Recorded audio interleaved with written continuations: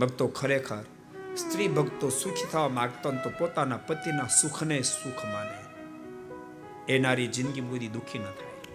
માને પોતાના પતિના સુખને સુખ, પણ પોતે ખુદ સુખી થાય.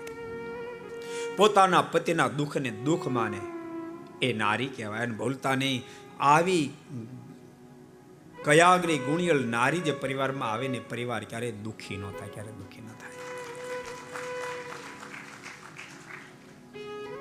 બહુ સાચું કહો, જ્યારે દેશકાળ વિપરીત હોય, ધંધા બિઝનેસ ભાંગી પડ્યા હોય, કે માથું ઉંચકાવી પોઝિશન હોય, પુરુષ ભાંગી પડ્યો હોય, ત્યારે ગુણિયલ નારી હોય તો પોતાના પતિને એમ કે, પતિદેવ શું કામ ચિંતા કરો છો? અરે કદાચ ધંધામાં નુકસાની કરી, જિંદગી થોડી હારી ગયા છે, કાલ સવારે ફરીને આપણે મહેનત કરી બેઠા થશું, જરા ચિંતા કરશો નહીં. અને પોતાની પાસે કદાચ કાંઈ આભૂષણ હોય, દાગીના હોય, લો પતિદેવાને વેચી નાખો. આભૂષણથી મારી મહાનતા નથી, આપની મહાનતાથી મારી મહાનતા છે.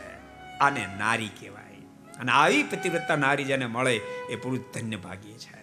સ્ત્રી ભક્તો ખાસ પોતાના પતિ જ્યારે તકલીફમાં હોય, ટેન્શનમાં હોય, ધંધા બિઝનેસના પ્રોબ્લેમ હોય, બીજા ત્રીજા પ્રોબ્લેમ હોય, ત્યારે મહેરબાની કરી એની પાસે તમારા અંગત જીવનની કોઈ માંગણી નહીં કરશો.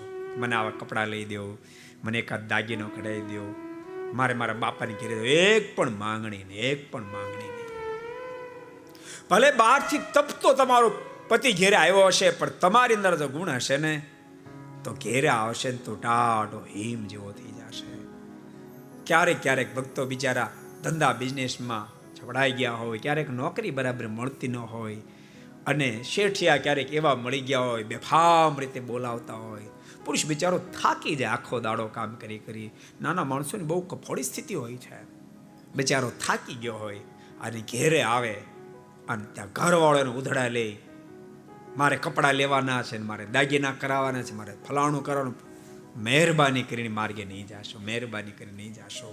ભક્તો એવી એવી ઘટનાઓ અમે અનુભવી છે, જોઈ છે, કે પોતાના પતિને જ્યારે નારીએ બેફામ રીતે વર્તન કરીને વર્તાવ્યો છે, ત્યારે ક્યારેક થાકી જાય અને પુરુષે જીવન ટૂંકાવી નાખ્યા છે. બાપ, એવી ઘટનાઓ ઘટી છે. પછી પોક મૂકીને રડે, પછી શું કામનું?